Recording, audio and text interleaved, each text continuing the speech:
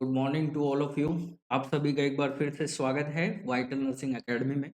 आज के live session में हम पढ़ने वाले हैं आरआरबी और जीएसएसबी में जो प्रीवियस पेपर्स हुए हैं मैं आपके सामने आज सॉल्व करूंगा। आई होप कि आपको ये पसंद आए।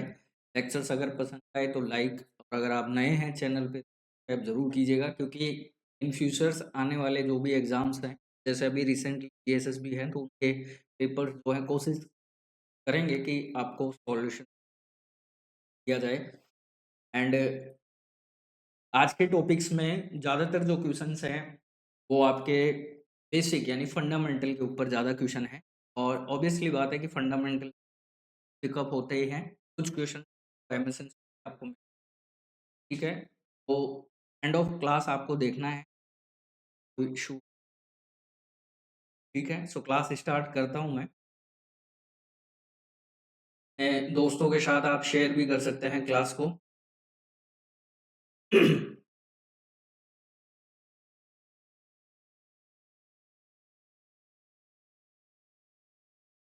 चलिए स्टार्ट करते हैं आज के सेशन का। आपका पहला क्वेश्चन ये रहा। क्वेश्चन है, the nurse prepare IM injection that irritating to subcutaneous tissue, which of the following is the best action in order to prevent cracking of the medication?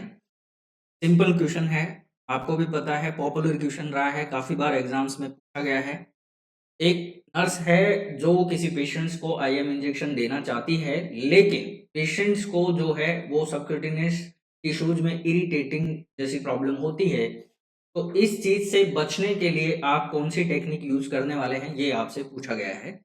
तो पहला है कि आप स्मॉल गोज की निडल यूज करें। Second है आप जहाँ इंजेक्शन दे रहे हैं वहां पे आइस यूज करें। थर्ड है आप 45 डिग्री एंगल पे इंजेक्शन को पुश करें। एंड लास्ट ऑप्शन है कि आप जेट ट्रैक टेक्निक यूज करें। तो क्या आंसर होने वाला है इस क्वेश्चन का?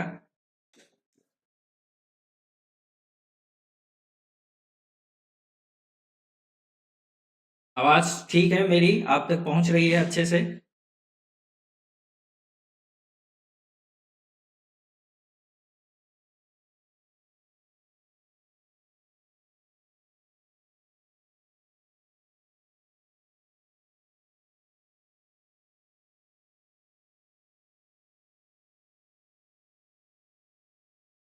तो आपका आंसर है कि यूज जेड ट्रैक टेक्निक।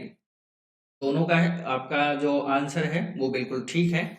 देखिए उसको सोल्व करते हैं। इसमें मेन पॉइंट आपको ध्यान रखना है कि क्वेश्चन क्या पूछ रहा है, इरिटेटिंग टू सबक्यूटेनियस टिश्यू। ठीक है, तो ये जो पॉइंट होता है ना, ये किस केस में आपको देखने को मिलेगा, तो याद रखना है या तो ड्रग्स। अब ड्रग्स में भी कौन कौन सी है मैं आपको बता देता हूँ। जैसे या तो आप आयरन का इंजेक्शन दे रहे हैं, या आप कोई ऑयली इंजेक्शन दे रहे हैं, ठीक है, या फिर आप विटामिन डी दे रहे हैं। ठीक है, ये ऐसे इंजेक्शंस होते हैं जो या तो आप ओल्डर केस में दे रहे हो, ओल्डर क्लाइंट हो। ठीक है, तो ओल्डर क्लाइंट में क्या होता है कि सबक्यूटेनियस जो टिश्यू होते हैं, ठीक है, वो क्या होते हैं, कम होते हैं। क्या होते हैं, कम होता है। तो ऐसे केस में अगर आप IM इंजेक्शन देंगे तो सबक्यूटेनियस टिश्यूज में क्या होगा, इरिटेटिंग होगी। ठीक है, सबक्यूटेनियस टिश्यूज में क्या होगी, इरिटेशन होगी। ठीक है, सेकंड चीज की ड्रग्स क्या है, लीकेज भी हो सकती है। ड्रग्स क्या है, लीकेज भी हो सकती है। ठीक है, तो सबक्यूटेनियस टिश्यूज इरिटेट भी ना हो, ड्रग्स आपकी लीकेज भी ना हो, ये ऐसी टेक्निक्स आपको यूज करनी होती है।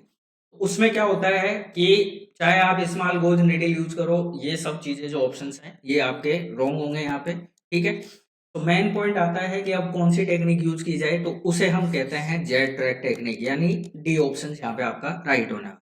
सवाल नंबर 2 कि जेड ट्रैक टेक्निक में आपसे क्वेश्चन और पूछा जा सकता है कि यहाँ पे जैसे इंजेक्शन साइट जो आप चूज करते हैं, ठीक है, इंजेक्शन साइट जो आप चूज करने वाले हैं, यहाँ पे आपको ध्यान रखना है आइसोप्रोपाइल एल्कोहल, यानी 70% जो आइसोप्रोपाइल एल्कोहल होता है वो यूज किया जाता है for the cleaning of the site, for the cleaning of the site. ये बात आपको ध्यान रखना है। ठीक है, सेकेंड पॉइंट आपको याद रखना है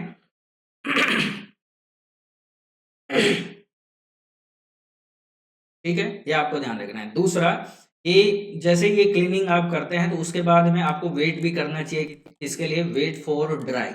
ठीक है, तो ड्राई हो जाए उसके बाद में ही आपको अप्लाई करना चाहिए। सेकंड चीज आपको याद रखना है कि 5 टू 10 सेकंड जो है, ठीक है, 5 टू 10 सेकंड सिरिंज को पहले क्या किया जाता है, एस्पायरेट किया जाता है। ये बात आपको ध्यान रखना है, एस्पायरेट सिरिंज, ठीक है, ताकि अगर मान लीजिए कि ब्लड आता है एस्पायरेट करने के दौरान, तो आप उसको क्या करेंगे, डिस्कार्ड करेंगे और दूसरी सिरिंज के साथ आप दोबारा अप्लाई करेंगे। ये बात आपको खास ध्यान रखना, ठीक है, ये बात आपको खास ध्यान रखनी है। और हमेशा आपको ध्यान रखना है कि आईएम इंजेक्शन देने के बाद कभी भी उस साइट को रब नहीं किया जाता है, अदरवाइज उसके आसपास के जो टिश्यूज है वो क्या होंगे, डैमेज होंगे। ये खास पॉइंट आपको ध्यान रखने होते हैं, ठीक है।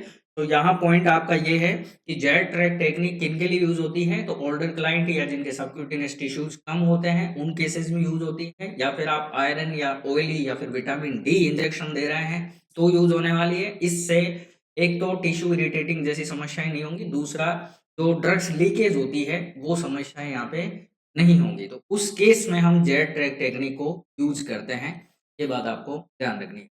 क्लियर है? चलिए आज के सवाल नंबर 2, एब्रीविएशन आपसे पूछा गया है कि इसका एब्रीविएशन आपको बताना है जो है माइक्रो ड्रॉप्स। अब माइक्रो ड्रॉप्स को एब्रीविएशंस में क्या बोला जाता है या क्या लिखा जाता है, तो पहला ऑप्शन है म्यू जीटीटी, सेकंड है जीटीटी, थर्ड है एमडीआर, फोर्थ है एमजीटीटी। क्या ऑप्शन रहने वाला है बताइए?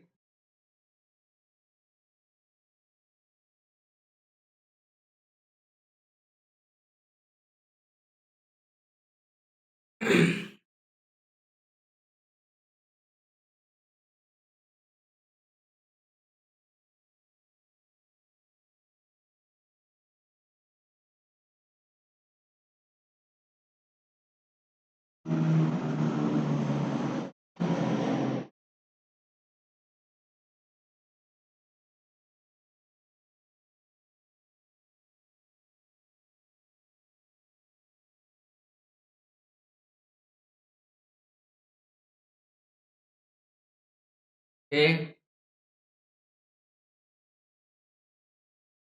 ए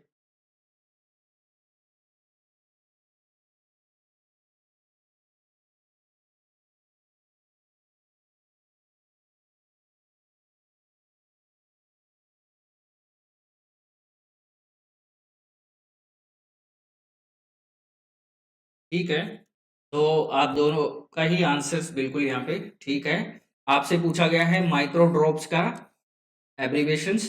माइक्रो ड्रॉप्स आपको पता है माइक्रो को हम इंडिकेट करते हैं म्यू से, तो राइट आंसर यहाँ पे क्या हो जाएगा, ए।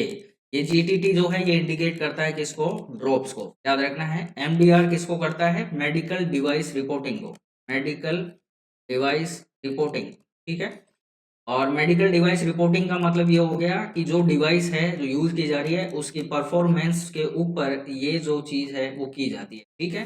और एमजीटीटी का मतलब हो गया mean glucose tolerance test, mean glucose tolerance test, ठीक है। ये बात आपको ध्यान रखनी है। सो राइट आंसर यहाँ पे क्या होने वाला है, राइट आंसर आपका यहाँ पे होगा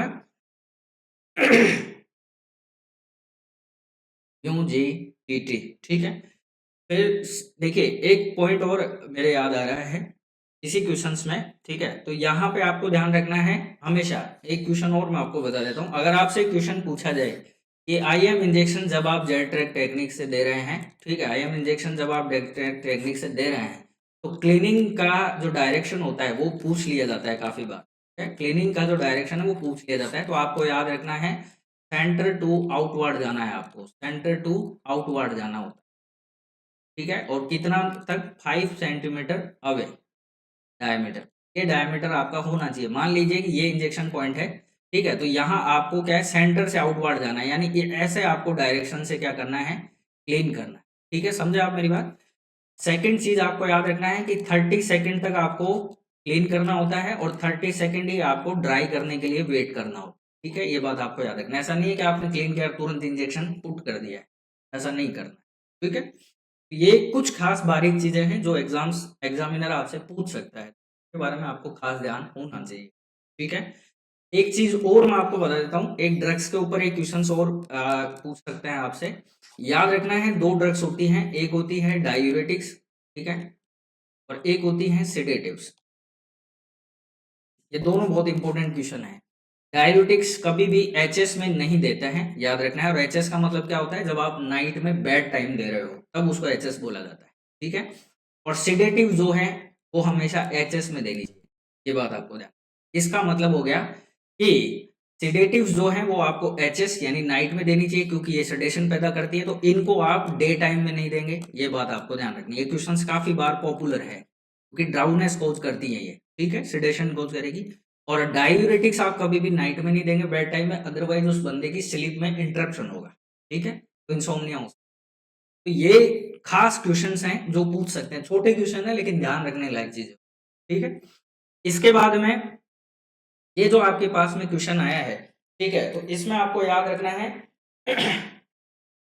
एब्रीवेशंस आपके लिए खास इंपॉर्टेंट पॉइंट होते हैं, तो ये आपको पता होने चाहिए। जैसे एसी और पीसी, ये दो पॉइंट इंपॉर्टेंट है। तो एसी का मतलब क्या होता है कि हमको जो ड्रग्स देनी है वो बिफोर मील देनी है। पीसी का मतलब हो गया कि आपको खाना खाने के बाद देनी, ठीक है। ये भी बेसिक क्वेश्चन, क्लियर। चलिए अब आज के क्वेश्चंस का नेक्स्ट क्वेश्चन अपन देखते हैं, ठीक है। और हाँ देखिए, अब ड्रॉप्स पे क्वेश्चन आ गया है, तो एक क्वेश्चन और मैं आपको बता देता हूँ।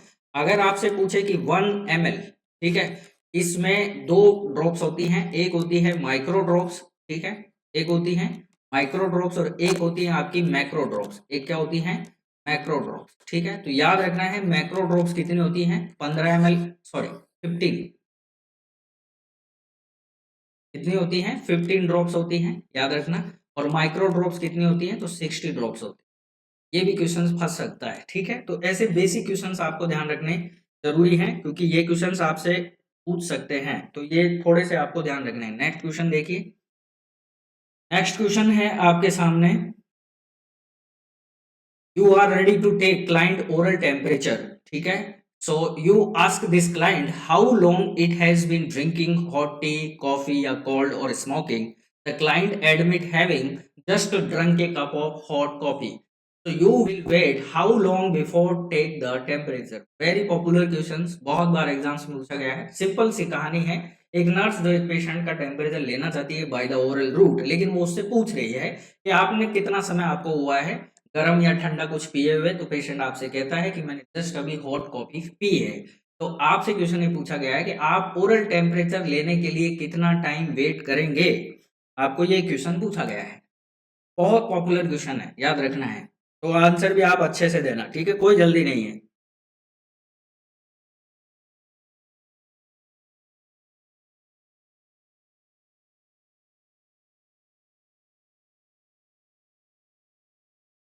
तीस मिनट, ओके।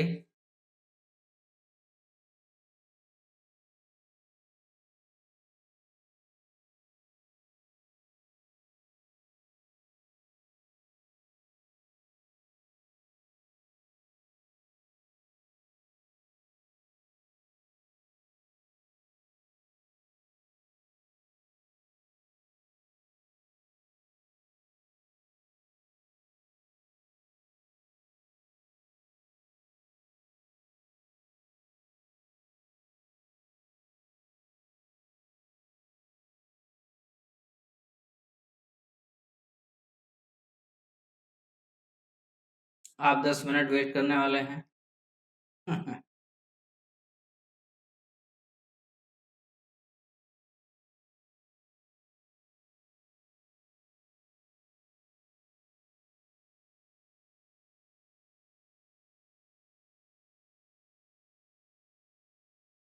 देखिए हमेशा याद रखना, आपको सोल्व करता हूँ तब आपको क्लियर हो जाएगा ये क्वेश्चन।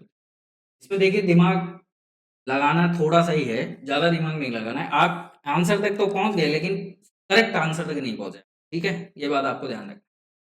देखिए ओरल टेम्परेचर जब भी लिया जाता है ना, तो एक पॉइंट हमेशा आपको ध्यान रखना है, ठीक है, याद रखना है कि अगर पेशेंट कोई भी हॉट या फिर कोल्ड चीज अगर क्या करता है, ड्रिंक करता है, ठीक है, या फिर मान लीजिए कि उसने स्मोकिंग की हो, ठीक है, तो आपको वेट करना होता है कितना, 20 से 30 मिनट तक। कितना वेट करना होता है, 20 से 30 मिनट तक, ठीक है। अब यहाँ ऑप्शन दोनों दिए हुए हैं, यहाँ ऑप्शन दोनों दिए हुए हैं, लेकिन आपको पता है कि टेम्परेचर रीडिंग के टाइम में अगर इरेगुलरिटीज आपको देखने को मिलती हैं, अगर टेम्परेचर रीडिंग के टाइम में इरेगुलरिटीज आपको देखने को मिलती हैं, ठीक है, तो आपको टाइमिंग जो है वो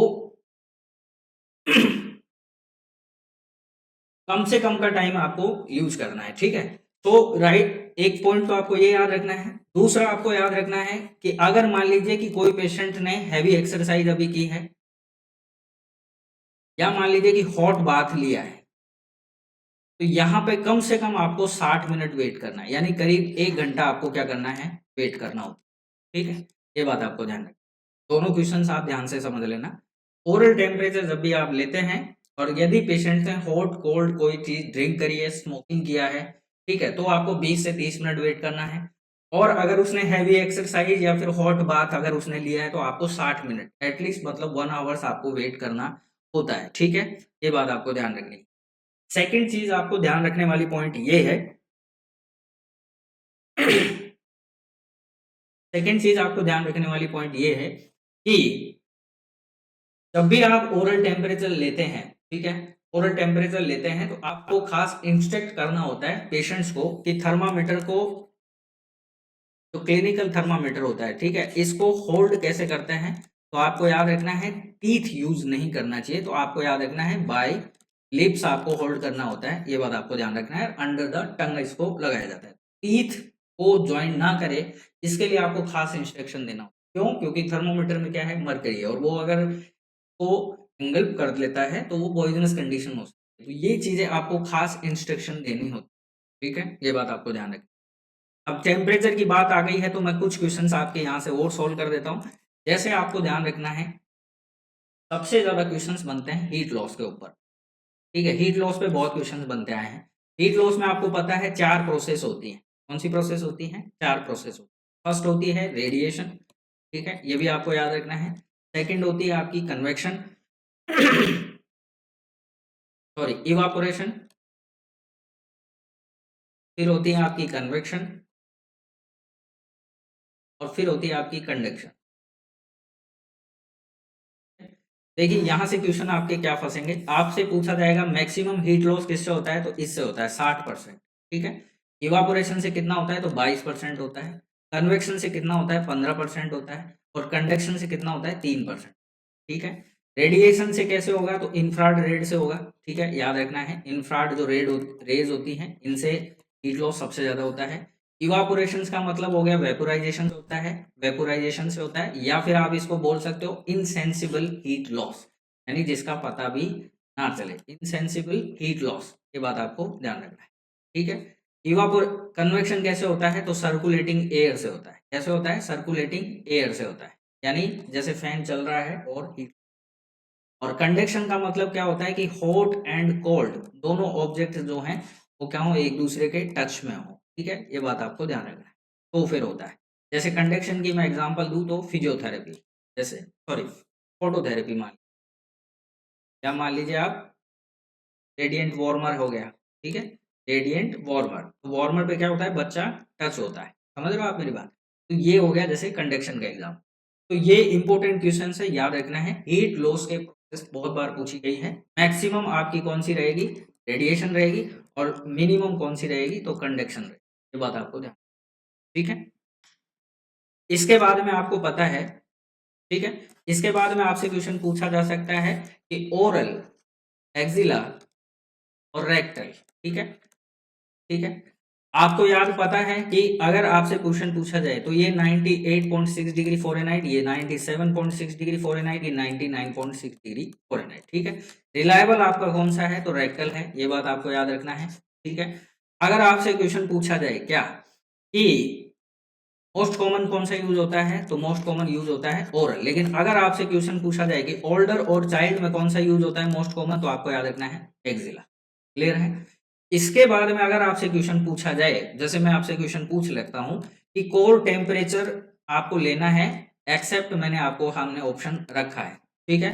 तो अगर मान लीजिए कि आप ट्यूशन बना रहा हूं ये कि कोर टेम्परेचर एक्सेप्ट, ऑप्शन आपको दे रहा हूं, जैसे मान लीजिए कि टेम्पोरल आर्टरी है, टेम्पोरल आर्टरी है, ठीक है, इसके बाद में आपका रेक्टल है, इसके बाद में आपका ओरल है, इसके बाद में आपका यूरिनरी ब्लैडर है, यूरिनरी ब्लैडर है।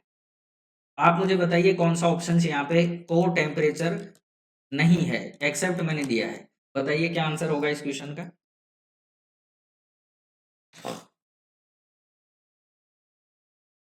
अगर आपसे क्वेश्चन ये पूछा जाए कि which of the following are the temperatures not belonging to the core temperature, ठीक है, ये भी क्वेश्चन बोल सकता है, या फिर आपसे बोल सकते हैं कि which of following temperature methods are related to core temperature except, ये आपके सामने ऑप्शंस हैं, तो क्या आंसर आपका होने वाला है।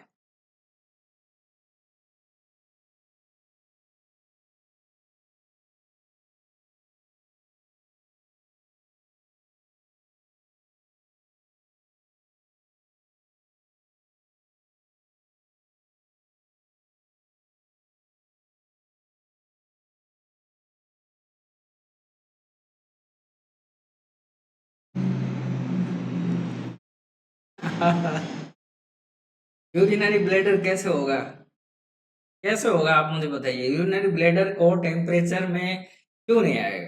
कोर टेम्परेचर कहते हैं किसको है, बॉडी के अंदर जो कैविटी होती है ना उनके टेम्परेचर को अगर लेना है, जनरली भाषा में बता रहा हूँ आपको, उसको कोर टेम्परेचर कहते हैं। तो यहाँ पे देखिए रेक्टल का है कैविटी है, ओरल क्या है कैविटी है, यूरिनरी ब्लैडर क्या है कैविटी है, बचा कौन, टेम्पोरल आर्टरी, ठीक है, टेम्पोरल आर्टरी, समझे आप मेरी बात। तो टेम्पोरल आर्टरी कोर टेम्परेचर में नहीं आती है, ये सरफेस टेम्परेचर में आती है, किसमें आती है, सरफेस टेम्परेचर में आती है। राइट आंसर यहाँ पे क्या होगा, ए होगा। समझे आप मेरी बात, ऐसे क्वेश्चन बन सकता है आपके, तो ये छोटे छोटे क्वेश्चन है तो बारीकी से आपको पता होने चाहिए, जबकि टेम्परेचर के ऊपर पूरा सेशन पढ़ाया मैंने, तो आपसे गलती नहीं होनी चाहिए।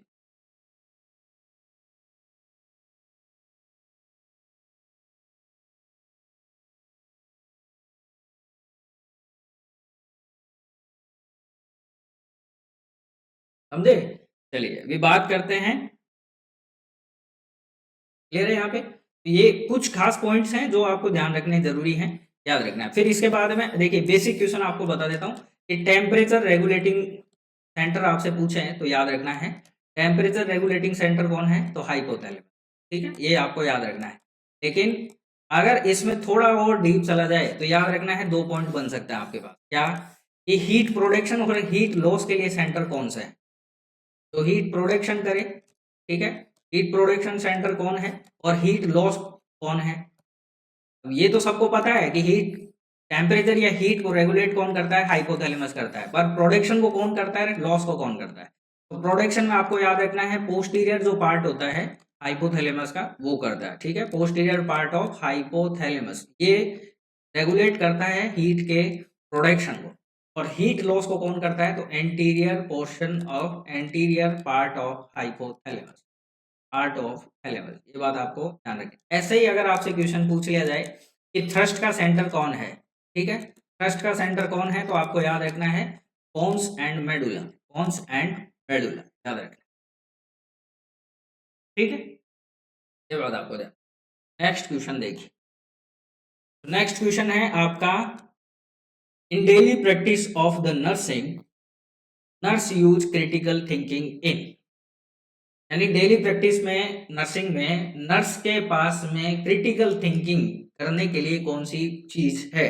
तो पहला ऑप्शन है कि वो डे की प्रायोरिटी को सेटिंग करे, ये क्रिटिकल थिंकिंग में आती है, या एवरी डिसीजन दैट मेड, ये उसकी क्रिटिकल थिंकिंग है, या call the pharmacy to obtain medication, pharmacy में फोन करे भाई दवाई ले आओ, ये उसके लिए क्रिटिकल थिंकिंग है, या फिर checking supply in the client room, client room में वो चेकिंग सप्लाई है, वो उसके लिए critical thinking.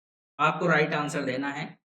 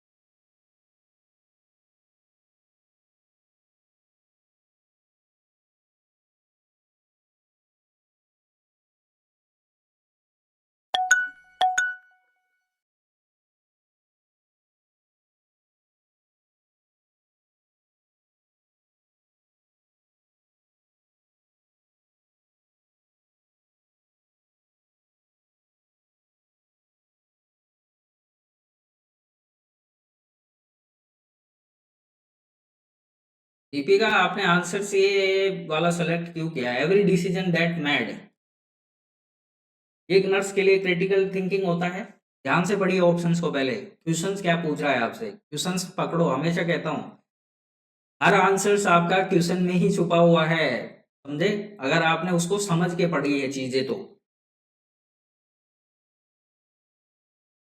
As a nurse अगर आप हॉस्पिटल में ड्यूटी पे जाते हैं और अगर मान लीजिए आपके सामने क्रिटिकल थिंकिंग क्या होगी सबसे ज्यादा?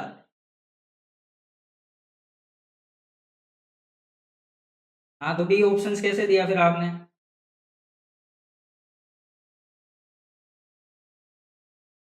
नर्स के तौर पे सोच के देखिए, आप भी नर्स हैं, आप तौर पे सोच के देखिए उसके लिए क्रिटिकल थिंकिंग क्या रहेगी।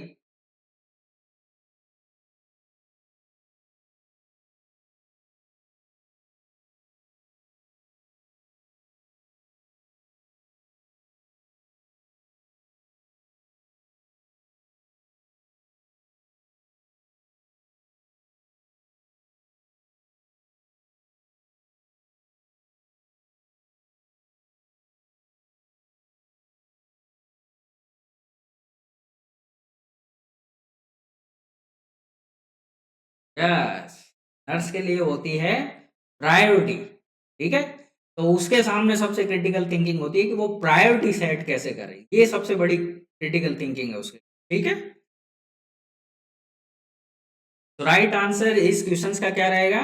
सिंपल है यार, देखिए रटना मारने की कोई जरूरत नहीं है, सिंपल क्वेश्चन है। अपन अगर नर्स हैं और एक ड्यूटी है तो हमारे लिए क्रिटिकल थिंकिंग क्या होगी कि हम प्रायोरिटी कैसे सेट करें, तो option is the first right answer. बाकी आपके लिए क्रिटिकल थिंकिंग नहीं है। ठीक है, अब देखिए बात आ गई है नर्सिंग की, तो नर्सिंग से रिलेटेड कुछ क्वेश्चंस मैं आपको बता देता हूं जो आपके एग्जाम में फंस सकता है। तो पहला क्वेश्चन क्या है?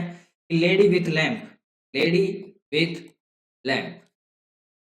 ठीक है, तो याद है आपको कौन है? Florence Nightingale. बेसिक क्वेश्चन है, पूछा जाए तो याद रखना है, फ्लोरेंस नाइटिंगेल। ठीक है, बात करें बोर्न की, तो बोर्न है इनका 12 मई 1820। ठीक है, और डाई है इनका 13 अगस्त 1910। ठीक है, याद रखना है। इसी दिन हम क्या बनाते हैं? International nurses day. ठीक है, अब इंटरनेशनल नर्सेज डे आ गया तो बेसिक क्वेश्चन क्या बनता है? थीम बनता है। क्या बनता है? थीम। तो थीम आपसे 2024 की पूछी जा सकती है, तो आपको याद रखना है क्या है? Our nurse our future the economic power. ठीक है, our nurse is our future the economic power. ठीक है, याद रखना, इकोनॉमिक पावर ऑफ केयर। ठीक है, ये आपको याद रखना है। सेकंड आपसे क्वेश्चन पूछा जा सकता है कि founder of modern nursing, founder of modern nursing, तो भी राइट आंसर आपका क्या रहेगा? Florence Nightingale. याद रखना है। ठीक है, फ्लोरेंस नाइटिंगेल। इसके बाद में फिर आ जाती है, मैं आपको कुछ थ्योरी बता देता हूं जो सबसे ज्यादा इंपॉर्टेंट है, एग्जाम्स में पूछी जा सकती है आपकी। ठीक है, तो बेसिक क्वेश्चन है, थ्योरीज आपको पता होनी चाहिए। ठीक है, तो याद रखना है। जैसे फर्स्ट थ्योरी है कि एनवायरमेंटल थ्योरी। ठीक है, बेसिक क्वेश्चन है तो आपको याद रखना है फ्लोरेंस नाइटिंगेल। फ्लोरेंस नाइटिंगेल ने ये दी थी, याद रखना है। ठीक है, कब दी थी ये भी आपको याद रखना हो तो 1860, याद रखना है। ठीक है, सेकंड जो थ्योरी है इसमें आपको याद रखना है, अगर आपसे क्वेश्चन पूछ लिया जाए क्या कि इंटरपर्सनल रिलेशनशिप, इंटरपर्सनल रिलेशनशिप। ठीक है, थ्योरी ऑफ इंटरपर्सनल रिलेशनशिप, तो ये किसने दी? तो ये दी है हिटगार्ड पेपल्यू ने, हिटगार्ड पेपल्यू। ठीक है, कब दी है? तो ये भी आपको याद रखनी है 1952 में। ये इंपॉर्टेंट इंपॉर्टेंट बता रहा हूं जो आप याद रख लेना। इसके बाद में आपकी आ जाती है self care deficit theory, self care deficit theory. ठीक है, ये किसने दी? पॉपुलर है डॉर्थिया ऑरम, याद रखना है। किसने दी है? डॉर्थिया ऑरम ने। ठीक है, कब दी है? 1971 में। ठीक है, इसलिए आपको बता रहा हूं, तो ये थोड़े से आपको याद रखना है। क्लियर है? फिर आपसे पूछ सकते हैं रॉय अडॉप्शन मॉडल।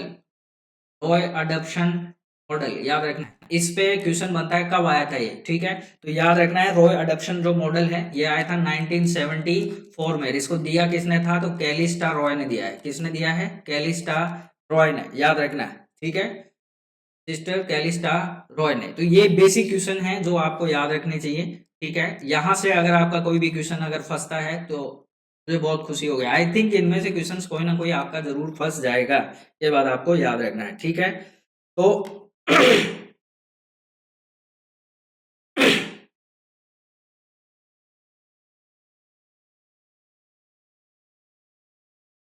क्लियर है? तो ये क्वेश्चंस आपको ध्यान रखने हैं, थोड़े से क्वेश्चंस, और थोड़ा दिमाग भी लगा के रखना। ठीक है, ये बात आपको ध्यान रखनी। नेक्स्ट क्वेश्चन देखिए। नेक्स्ट क्वेश्चन है आपके पास में कि एक अमित नाम का पेशेंट है जिसको फ्लूइड रिप्लेसमेंट हो रहा है। ठीक है, तो which of following assessment finding by the nurse indicate adequate tissue perfusion to the vital organ.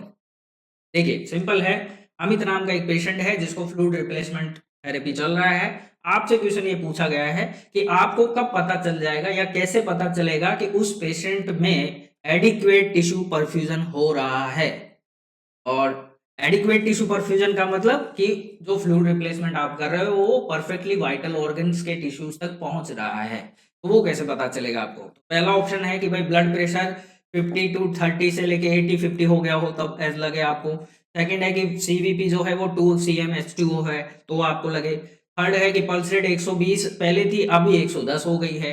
या फिर urinary output is 30 ml/1 hour। क्या आंसर आपका होने वाला?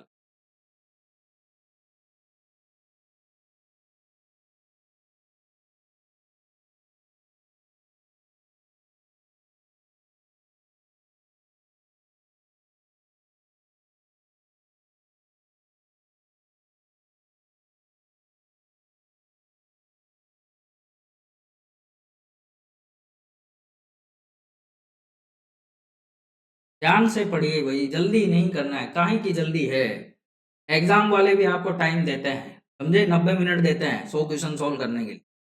वहां भी जल्दी है, टेस्ट सीरीज में भी जल्दी है, ट्यूशनों में भी जल्दी है, ग्रुप्स में भी जल्दी है, हर जगह जल्दी। कहाँ जाओगे आप? जो जल्दी करते हैं ना उनको कुछ नहीं मिलता है। समझे? धैर्य सबसे बड़ी चीज है।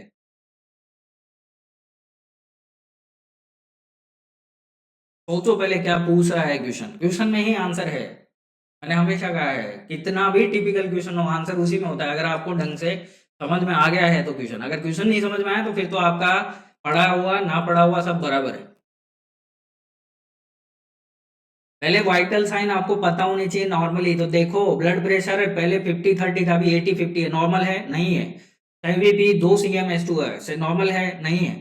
पल्स रेट 120 पहले थी अभी 110 है। और ब्लड, फिर ये बात आ जाती है यूरिन आउटपुट, तो यूरिन आउटपुट 30 ml/1 hour है। ठीक है, समझ में आया? तो फ्लूइड रिप्लेसमेंट का मतलब क्या हो गया कि वाइटली अगर फ्लूइड पहुंच रहा है तो जाहिर सी बात है कि किडनी फंक्शन प्रॉपर्ली करेगी, यूरिन का आउटपुट ज्यादा अच्छा होगा। और यूरिन का आउटपुट अच्छा हो रहा है इसका मतलब है कि यूरिन आउटपुट कितना आ रहा है? तो 30 ml/1 hour आ रहा है। आ रहा है कि नहीं आ रहा है? 30 ml/hour, तो यही तो नॉर्मल है। ये तो नॉर्मल है। तो फिर राइट आंसर आपका क्या रहा? तो डी रहा। क्या रहा? डी। तो याद रखना है फ्लूइड रिप्लेसमेंट के लिए बेस्ट अगर आपसे पूछे एडिक्वेट टिश्यू परफ्यूजन क्या होगा, तो यूरिन आउटपुट कितना होना चाहिए? 30 ml/1 hour। ठीक है, अब याद रखना है यूरिन में भी बता देता हूं। अगर मान के चलिए 3 वेरिएशन याद रखना है। एक ऑप्शन होता है एन यूरिया। ठीक है, तो याद रखना है अगर लेस देन 100 ml/hour, ठीक है, पर डे, ठीक है, तो याद रखना है एन यूरिया है। अगर 400 ml से कम आ रहा है तो ओलिगो यूरिया है। ठीक है, और अगर 2000 ml से ज्यादा यूरिन आ रहा है तो पॉली यूरिया है। ठीक है, ये आपको याद रखना है, पहली बात। दूसरी बात, अगर आपसे सीवीपी यहाँ पे दिया हुआ है तो देखिए सिंपल सी बात है कि सीवीपी की नॉर्मल रीडिंग कितनी होती है? तो 5 to 10 cm/H2O। अगर आपसे पूछ ले mmHg में तो 2 to 6 mm of Hg, याद रखना है। ठीक है, और सीवीपी क्या है? तो सेंट्रल वीनस प्रेशर है। ठीक है, तो ये क्या काम करता है साहब? तो ये प्रेशर जो होता है superior vena cava of right atrium उसको मेजर करता है। ठीक है, ये बात आपको ध्यान रखना है। क्लियर है। और नॉर्मल पल्स स्पीड कितनी होती है, तो 60 to 100 होती है, ठीक है। कहाँ बताओ, कहाँ कुछ दिख रहा है आपको नॉर्मल वेरिएशन? सबसे बेस्ट ऑप्शन क्या है आपका? डी, ठीक है। अब बात करते हैं कि टिश्यू परफ्यूजन अगर मान लीजिए इनएडुकेट है तो उसके मेन रीजंस क्या क्या हो सकते हैं? तो देखिए, इनएडुकेट इनएडिक्वेट टिश्यू परफ्यूजन, ठीक है, इसके क्या रीजन हो सकते हैं? तो देखिए, थ्रोम्बोसिस हो सकता है, बेसिक है, ज्यादा कुछ नहीं है, ठीक है। एम्बोलिज्म हो सकता है, ठीक है। एनीमिया हो सकता है, ठीक है। सेप्सिस हो सकती है, समझ रहे हो? सेप्सिस हो सकती है, तो ये थोड़ा सा आपको ध्यान रखना है। अथेरोस्क्लेरोसिस हो सकता है। तो ये रीजंस होते हैं इसके इनएडिक्वेट टिश्यू परफ्यूजन के, ये बात आपको ध्यान रखनी है, ठीक है। तो ये थोड़ा सा आपको यहाँ पे ध्यान रखना। अब इसके साइन सिम्टम्स आपको कैसे दिखेंगे? तो जैसे मान लीजिए वीकनेस, ये साइन सिम्टम्स होते हैं। वीकनेस दिखेगी आपको पेशेंट में, इडिमा दिख सकता है पेशेंट में, ठीक है। कंफ्यूज दिख सकता है बंदा, ठीक है। कंफ्यूजन यानी अल्टर्ड मेंटल स्टेटस आपको देखने को मिल जाएगा, क्योंकि सप्लाई जो सर्कुलेशन है, वो परफ्यूजन है, वो प्रॉपर नहीं हो पा रहा है, ठीक है। ये बात आपको ध्यान रखना है। नंबनेस आपको देखने को मिल सकती है, ठीक है। तो ये सिम्टम्स आपको दिखते हैं कब? जब इनएडिक्वेट टिश्यू परफ्यूजन होता है तो। लेकिन क्वेश्चन आपसे क्या पूछा कि एडिक्वेट टिश्यू परफ्यूजन आपको बताना है। सिंपल सी बात है कि भाई यूरिन आउटपुट देख लो, यूरिन आउटपुट देगा तो 30 ml/1 hour है, तो बराबर है भाई। फ्लूइड जितना अंदर बॉडी में जा रहा है, किडनी उतना फंक्शन करके यूरिन प्रोडक्शन कर रही है, और 30 ml/1 hour अगर आपका यूरिन प्रोड्यूस हो रहा है, इज द बेस्ट ऑप्शन, ठीक है। तो याद रखना है, क्लियर। चलिए अभी नेक्स्ट क्वेश्चन देखते हैं। नेक्स्ट क्वेश्चन है आपका कि administration of 3 litre 5% dextrose solution will provide.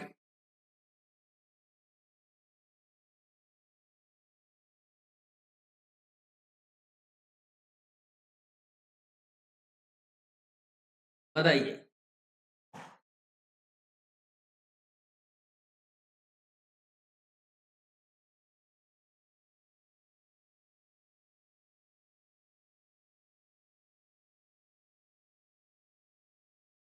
ये क्वेश्चंस भी पॉपुलर है, याद रखना है, क्योंकि कैलकुलेशन का क्वेश्चन है, तो जाहिर सी बात है आपको याद ही रखना है, ठीक है। ऐसे क्वेश्चंस जरूर फंसेंगे आपके सामने, और ये बहुत बार इंपॉर्टेंट क्वेश्चन है।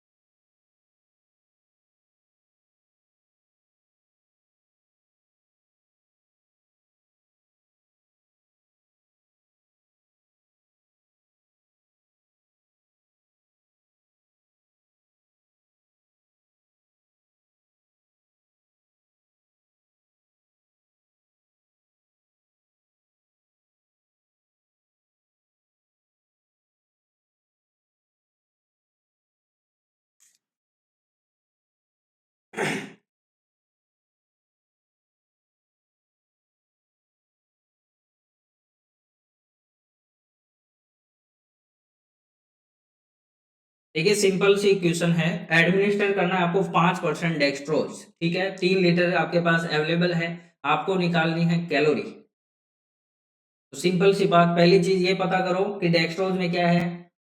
ग्लूकोज। ग्लूकोज क्या है? कार्बोहाइड्रेट। कार्बोहाइड्रेट कितना देता है? 1 ग्राम कार्बोहाइड्रेट कितनी है कैलोरी देता है? 4 देता है। यहाँ कितनी है? 3 लीटर है आपके पास, तो आपको पता होना चाहिए कि 5% डेक्सट्रोज में कितना ग्लूकोज होता है, बस आंसर निकल जाएगा।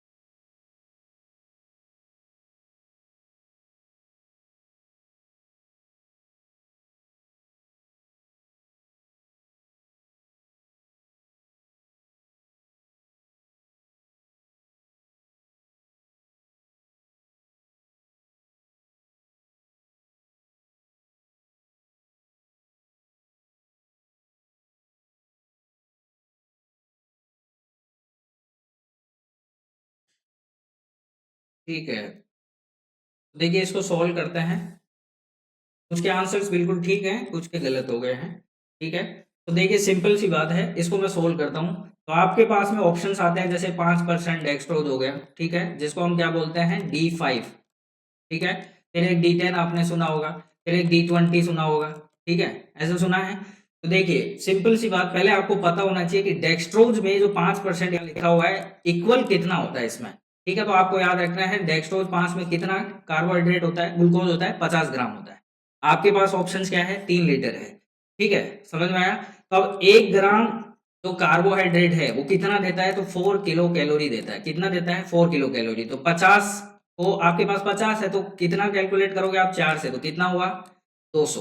कितना हुआ, 200 किलो कैलोरी। ठीक है, अब आपके पास सॉल्यूशंस कितना है, 3 लीटर है, तो 200 को मल्टीप्लाई कर दिया आपने 3 से, तो कितना आ गया, 600। तो यहाँ राइट ऑप्शन क्या है, बी, याद रखना है। अब बात करूं जैसे D10, तो D10 में कितना होगा, तो 100 ग्राम होगा, याद रखना है, कितना, 100 ग्राम। D20 में कितना होगा, तो 200 ग्राम होगा। अब कोई भी क्वेश्चन पूछे तो आप ध्यान रखना। ठीक है, सिंपल क्वेश्चन है, इसमें ज्यादा आपको दिमाग लगाने की जरूरत नहीं है। ये आपको पता होना चाहिए, 1 ग्राम कार्बोहाइड्रेट कितना देता है, 4। 1 ग्राम प्रोटीन कितना देता है, कितना देता है, 4। ठीक है, और 1 ग्राम फैट, तो फैट क्या है, ज्यादा है, वजन में भी ज्यादा होता है, तो कैलोरी भी ज्यादा देगा, 9 किलो कैलोरी, याद रखना। ठीक, ये ट्रिक्स हमेशा याद रहेगा। नेक्स्ट क्वेश्चन देखिए, अंडर नॉर्मल फिजियोलॉजिकल फंक्शन, ठीक है, under normal physiological conditions the respiratory centre in the brain stimulate by, बहुत बेसिक क्वेश्चन है, बताइए क्या आंसर होने वाला है। नॉर्मल फिजियोलॉजिकल फंक्शन की बात कर रहा है, यहाँ पे कोई बीमारी नहीं है। आपसे क्वेश्चन ये पूछा गया है कि रेस्पिरेटरी सेंटर जो होता है, ठीक है, ब्रेन में, वो स्टिमुलेट कब होगा, ये आपसे पूछा गया है।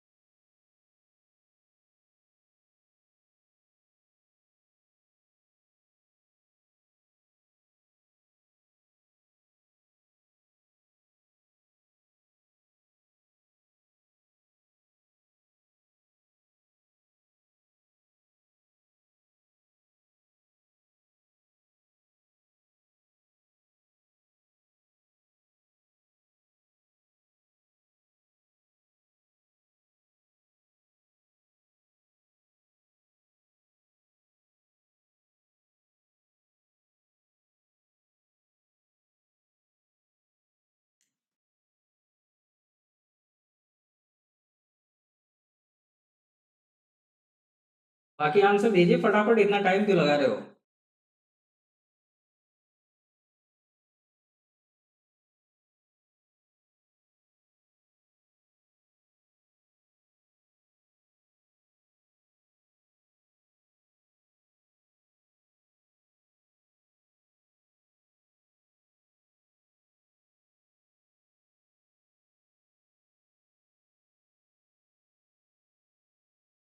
ऑक्सीजन, नॉर्मल फिजियोलॉजिकल कंडीशन में ऑक्सीजन कैसे स्टिमुलेट करेगी।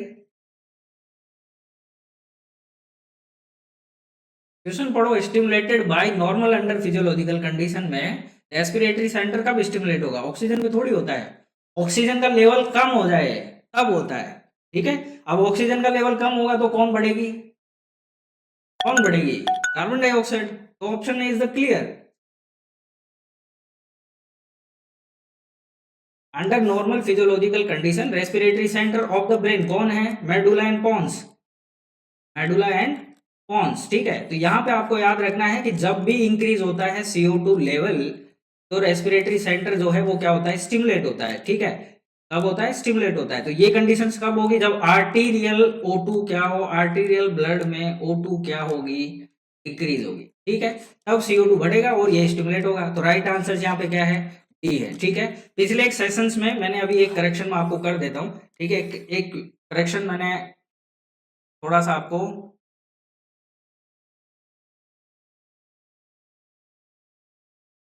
ये देखिए ये एक क्वेश्चन था, ठीक है, इसको थोड़ा सा आप करेक्शन कर लीजिए।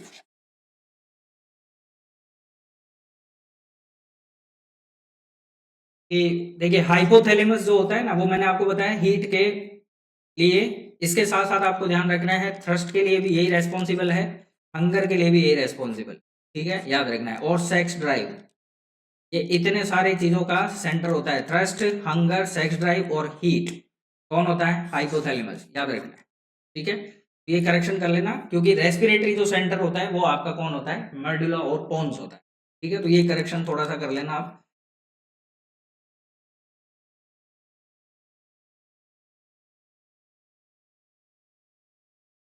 ये समझ में आ गया कि CO2 जब भी हमारे ब्लड में यानी आर्टीरियल ब्लड में O2 की कमी हो जाए और CO2 का लेवल बढ़ जाए, तो जो कार्बन डाइऑक्साइड जैसे ही बढ़ती है तो रेस्पिरेटरी सेंटर क्या होता है, स्टिमुलेट होता है। तो इस कंडीशन में आप क्या करते हैं, इस कंडीशन में आप क्या करते हैं, डीप ब्रीथ करते हो या रैपिड ब्रीथ करते हो, ठीक है, क्या करते हो, रैपिड ब्रीथ करते हो, ठीक है, ताकि क्या हो, CO2 बाहर निकले और O2 वापिस क्या हो, आर्टीरियल ब्लड में कंज्यूम हो, ठीक है। तो ये प्रोसीजर होती है, आपको याद रखना है, ठीक है, क्लियर है। तो ये क्वेश्चंस बहुत हीटिंग है, याद रखना है, ऐसे छोटे क्वेश्चंस भी गलत नहीं होने चाहिए प्लीज, ठीक है, थोड़ा सा दिमाग लगाओ आप। नेक्स्ट क्वेश्चन देखो, fat present in the stool as term as, basic question है।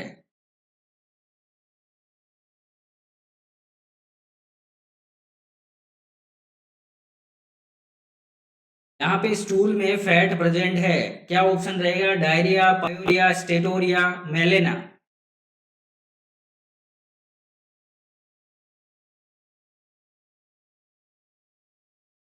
आज बहुत लेट हो गए आप आने में। भाई टाइमिंग आप सबके पास में पता है, तो फिर आते क्यों नहीं हो ज्वाइन करने।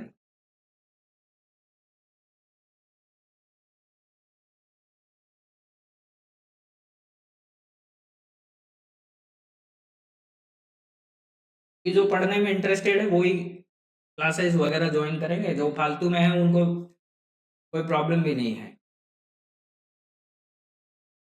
मेरा रिकमेंडेशन भी नहीं रहता है उन बच्चों के लिए, कि जिसको पढ़ना है वो ऑटोमेटिक कहीं से भी पढ़ ही लेता है, ठीक है। हाँ कोई बात नहीं, इट्स ओके, कोई बात नहीं, मोस्ट ऑफ स्टूडेंटों को ड्यूटियाँ ही चल रही है, कभी नहीं मिल पा रही, काफ़ी सारे मैसेज मिल पा रहे हैं। देखिए क्वेश्चन सिंपल है, स्टूल में फैट है तो आपको बताना है, तो बताइए मुझे। तो ऑप्शन आपने दिया है स्टेटोरिया, ओके, और बाकी।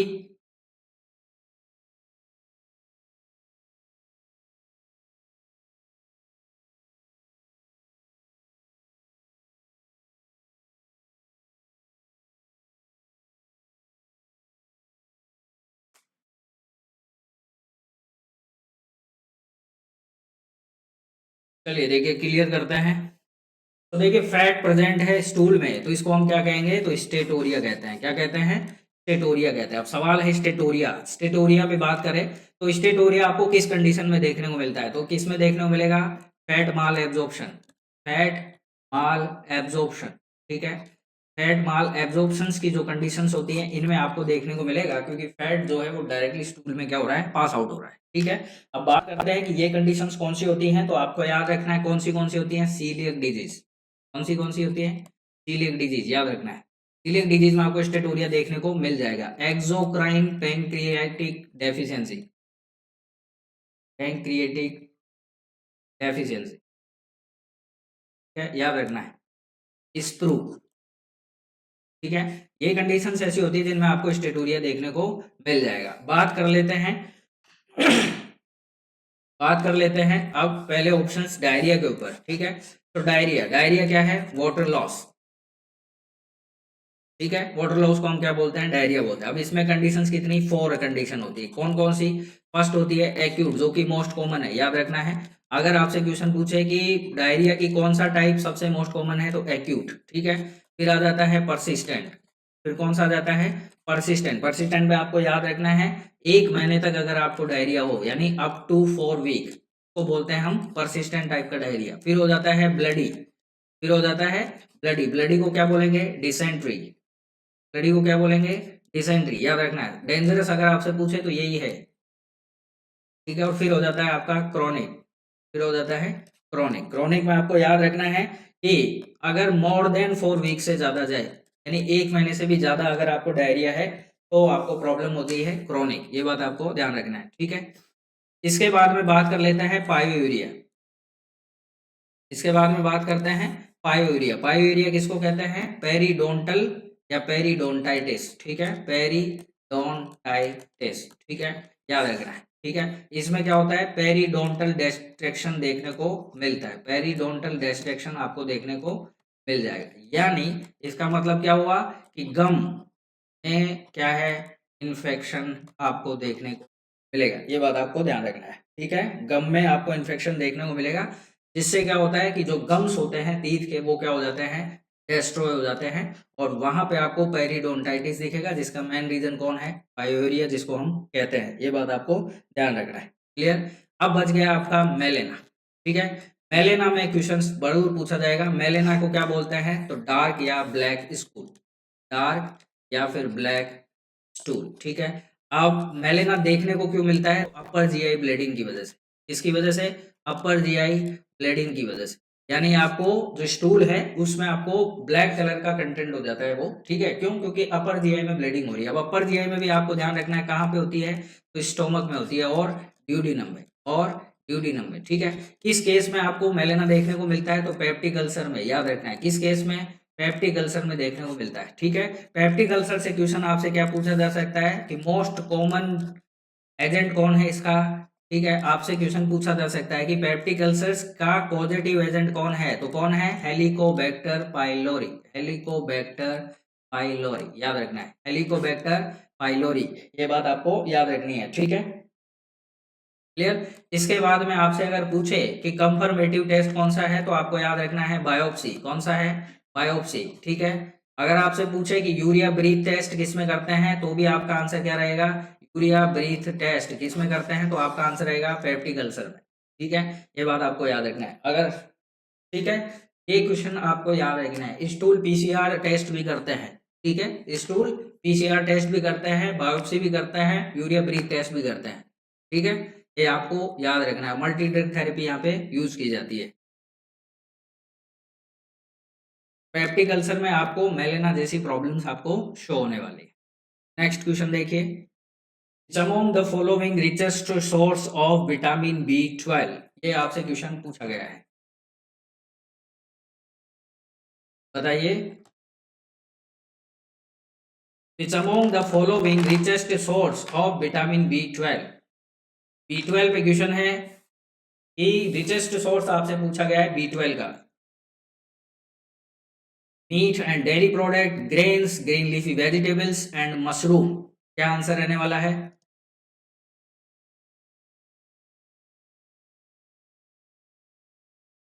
वाह, क्या बात है, सबके आंसर्स बिल्कुल करेक्ट है, ठीक है।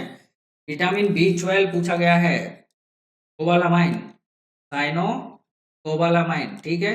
और विटामिन के तो बहुत सारे वैसे ही मैंने आपको क्लियर करवा दिए हैं, ठीक है। साइनो कोबालामाइन किस में देखने को मिलेगा? तो डेयरी प्रोडक्ट्स और मीट में। तो डेयरी प्रोडक्ट्स किसके बने होते हैं? मिल्क के, तो याद रखना है मिल्क एंड मिल्क प्रोडक्ट, ठीक है, ये बात आपको याद रखना है, ठीक है। इसके बाद लीवर हो गया, ठीक है, योगर्ट हो गया, एग हो गया, इनमें आपको B12 देखने को मिलता है, ठीक है, ये बात आपको याद रखना है। इससे कमी से कौन सा एनीमिया होता है? तो पर्नीशियस, कौन सा होता है? पर्नीशियस, याद रखना है, ठीक है। और इसमें लाइफ टाइम आपको फिर क्या लेने होते हैं? इंजेक्शन लेना होता है, ये बात भी आपको ध्यान रखनी है, ठीक है, क्योंकि इंट्रेंसिक जो फैक्टर होता है ना, वो फैक्टर होता है वो एब्जॉर्ब नहीं कर पाता है किसको? B12 को, ये बात आपको ध्यान रखनी है, ठीक है। एक होता है मेगालोब्लास्टिक, मेगालोब्लास्टिक जो है ये किसकी कमी से होता है? B9 की कमी से, ठीक है, याद रखना है। इसके बाद में देखिए ग्रेन, तो ग्रेन जो होते हैं ना, ग्रेन, तो ग्रेन में आपको याद रखना है, ग्रेन्स में सबसे ज्यादा कौन होते हैं? ग्रेन में होते हैं आपके कौन? ग्रेन्स में आपको सबसे ज्यादा देखने को मिलेंगे डाइटरी फाइबर्स, डाइटरी फाइबर्स देखने को मिलेंगे, और मैक्रो एंड माइक्रो आपको न्यूट्रिएंट्स देखने को मिलते हैं, ये बात आपको याद रखना है, ठीक है। मीट और डेयरी प्रोडक्ट में सबसे ज्यादा प्रोटीन देखने को मिलता है, ये भी आपको याद है। अगर प्रोटीन का रिचेस्ट सोर्स भी पूछ लें तो भी आपका आंसर यही होने वाला है, ठीक है। ग्रीन लेफी वेजिटेबल्स अगर आपसे पूछ लिया जाए, ठीक है, तो याद रखना है vitamin A, C, D and K, याद रखना है ए, सी, डी एंड के, ठीक है। डी नहीं आएगा, ई आएगा, ए, सी, ई, के, ठीक है। बात करें मशरूम, मशरूम में आपको याद रखना है कौन होता है, तो मशरूम में सबसे ज्यादा विटामिन डी देखने को मिलती है और मिनरल्स आपको देखने को मिल जाए, क्या आपको याद है। अगर विटामिन ए की बात करेंगे तो आपका आंसर कौन रहेगा, ग्रीन लीफी वेजिटेबल। दोनों क्वेश्चंस बहुत ज्यादा इंपॉर्टेंट है, फंसते हैं काफी बार, ठीक है।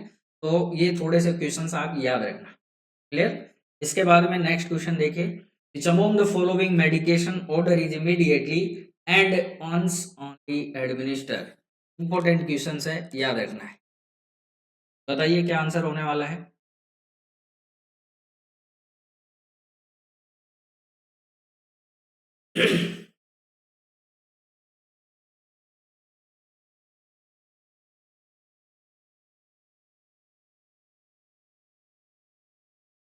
यहाँ सिंपल सा क्वेश्चन आपसे पूछा गया है कि एक मेडिकेशन ऑर्डर है जिसको आपको इमीडिएटली फॉलो करना है और एक ही बार फॉलो होता है, क्या आंसर रहेगा।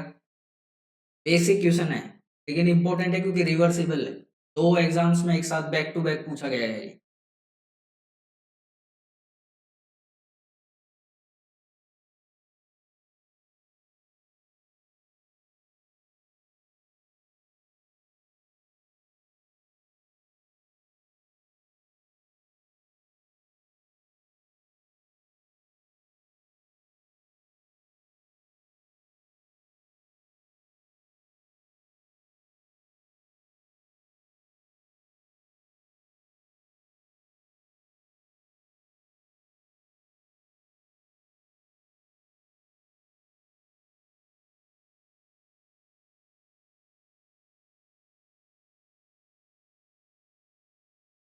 स्टैंडिंग ऑर्डर कैसे आंसर होगा इसका।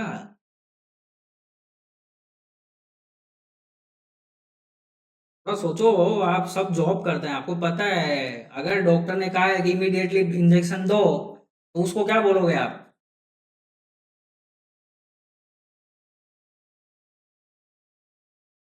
अरे ऐसे क्वेश्चंस गलत नहीं होने चाहिए, ऐसे क्वेश्चन गलत करके आओगे तो फिर कहाँ से। थोड़ा सोचो सोचो, जल्दी नहीं है, सोच के आंसर दीजिए।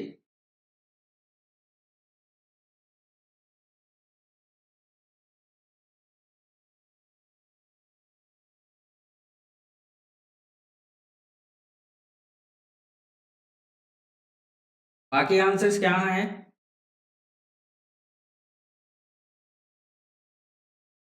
जो प्रेजेंट है क्लास में वो तो आंसर दीजिए।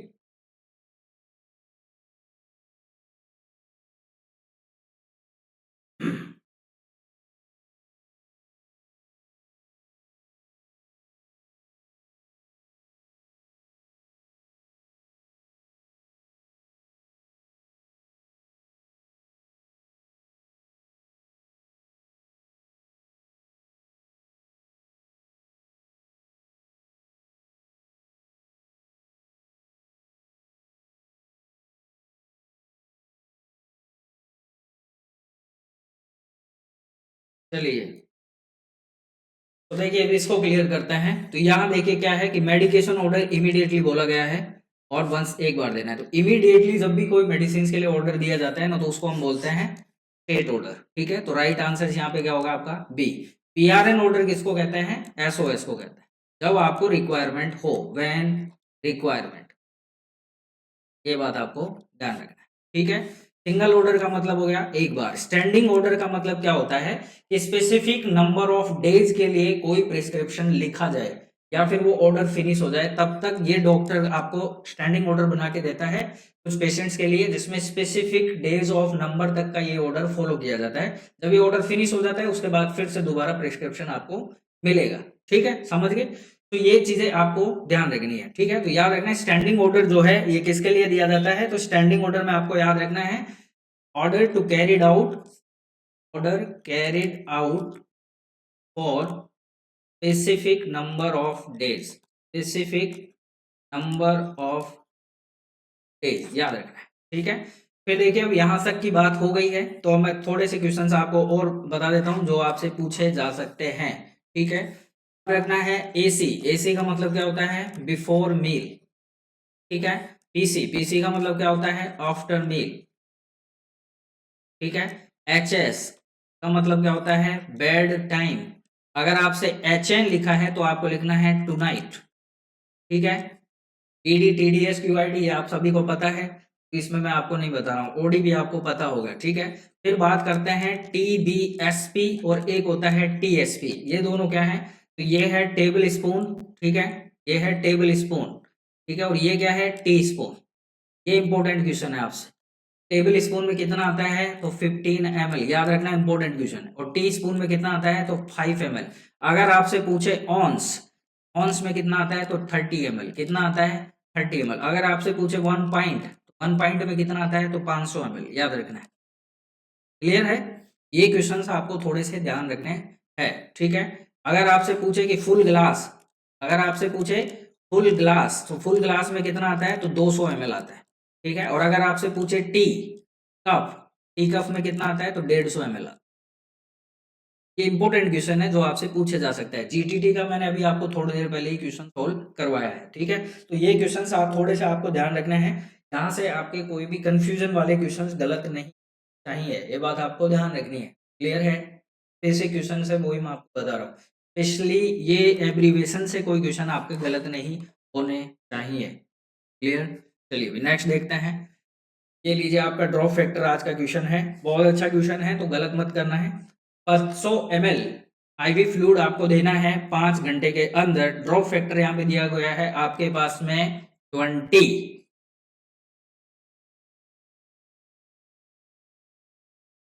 नहीं, एक कप में, देखिए कफ का मतलब यह है कि ग्लास आपसे पूछता है तो 200 ml है, कप अगर आपसे पूछता है तो 150 ml।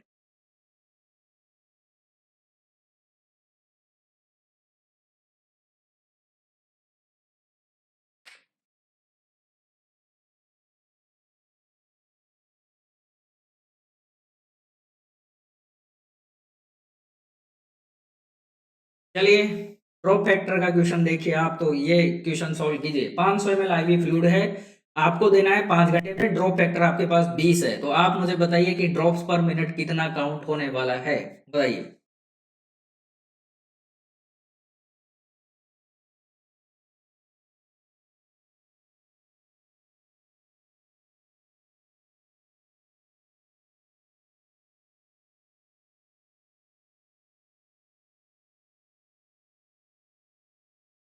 सबके आंसर सही होने चाहिए, ठीक है, बहुत इंपॉर्टेंट क्वेश्चन है, जरूर फंसेगा। चाहे आपसे इन्फ्यूजन टाइम पूछा जाए, चाहे ड्रॉप फैक्टर पूछा जाए, दोनों में से कोई एक क्वेश्चन तो आपके जरूर फंसने वाला है, ये बात आपको ध्यान रखना है इस पेपर में।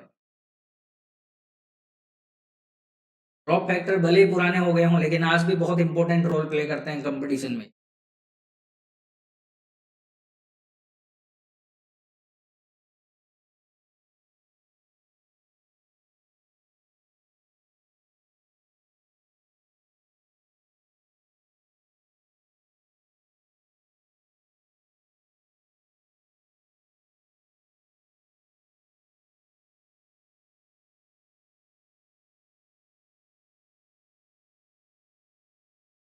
फटाफट आंसर निकालो, कैलकुलेशन के लिए इतना ही टाइम मिलता है, अगर आप एक क्वेश्चन को 1 मिनट दोगे तो टाइम कंज्यूमिंग भी सीखना है आपको, कि जहाँ टाइम कम लगे वो फटाफट करना होता है, ठीक है। तो लास्ट डे में जब अपन लास्ट सेशंस लेंगे ना, तब मैं आपको थोड़े से डिक्लेरेशन कर दूंगा जिससे आपको हेल्प रहे, लेकिन उनको मेंशन भी रखना दिमाग के अंदर कि मैं ऐसा बोला था, ठीक है।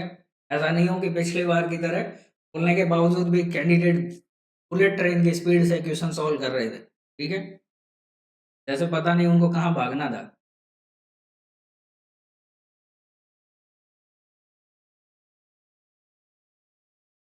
आज हेतल आंसर नहीं दे रही है।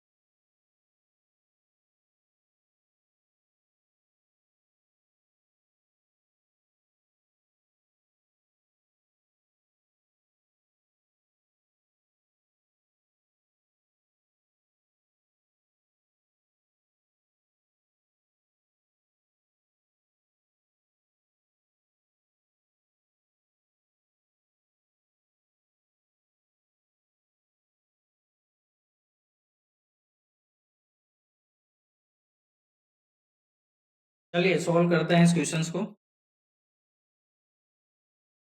देखिए यहाँ पे क्वेश्चन क्या पूछा गया है आपसे, 500 ml फ्लूइड है आपके पास और 5 घंटे में आपको इसको क्या करना है, एडमिट करना है। ड्रॉप फैक्टर आपके पास 20 है, तो आपको कैलकुलेट करना है कि कितनी ड्रॉप्स पर मिनट आपको उस पेशेंट्स को देनी है। ठीक है, तो देखिए इसके लिए ड्रॉप फैक्टर के लिए याद रखना है। ठीक है, तो ड्रॉप्स पर मिनट में आपको निकालना है, तो आपको ध्यान रखना है कि जो फ्लूइड होता है, ठीक है, फ्लूइड को आपको मल्टीप्लाई करना होता है किससे, ड्रॉप फैक्टर से। ठीक है, और अपॉन में आपको क्या रखना होता है, टाइम रखना होता है। और टाइम आप किस में रखेंगे, सेकंड में। किस में रखेंगे, सेकंड में रखेंगे।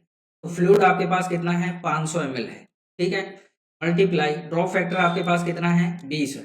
ठीक है, इसके बाद में टाइम आपके पास कितना है, 5।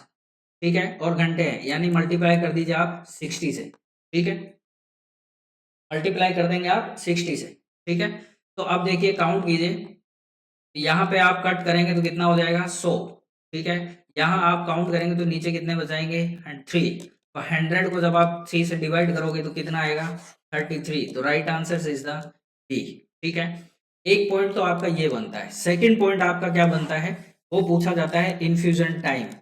सेकंड पॉइंट आपसे पूछा जाता है इन्फ्यूजन टाइम के ऊपर। ठीक है, तो यहाँ आपको ध्यान रखना है, इन्फ्यूजन टाइम में आपसे क्या क्वेश्चन पूछा जा सकता है कि जैसे मान लीजिए कि आपसे क्वेश्चन ये पूछा जाए, मैं आपको क्वेश्चन देता हूं कि 1000 ml आपके पास में क्या है, एनएस है, जिसको आपको देना है 125 ml पर हावर से।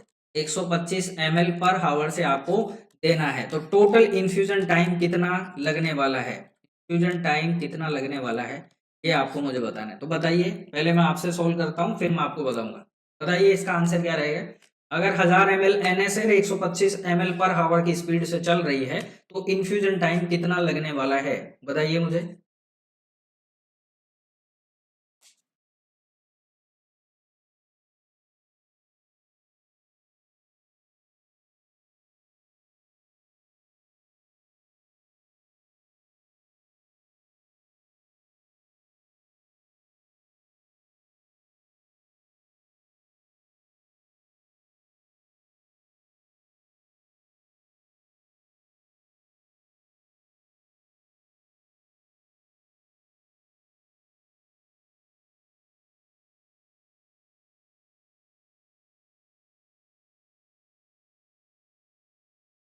आंसर दीजिए फटाफट, क्या रहेगा।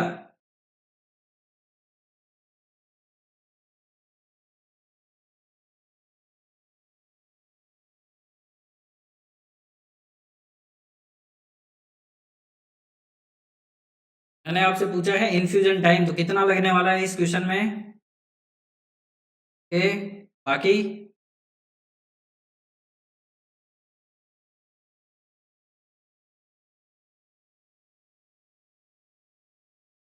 ये हिटिंग क्वेश्चन है, ध्यान रखना है, कोई सा भी क्वेश्चन आपसे फंस सकता है। ठीक है, तीनों फॉर्मेट में बताऊंगा आपको। इन्फ्यूजन टाइम, ये जो अभी चल रहा है, ड्रॉप फैक्टर आप पढ़ चुके हैं, और एक आता है डोज। डोज कैसे निकालते हैं, ठीक है।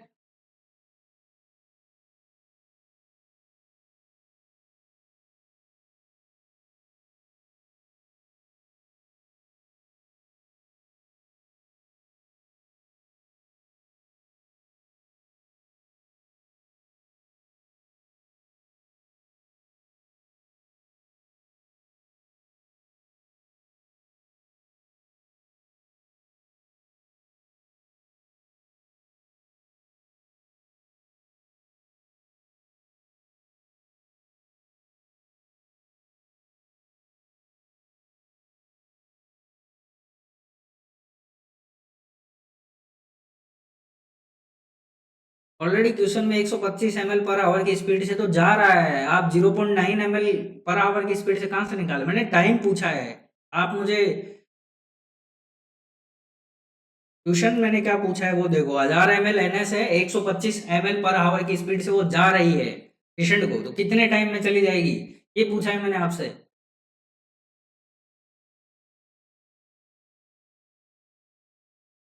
2 घंटे में कैसे जाएगी,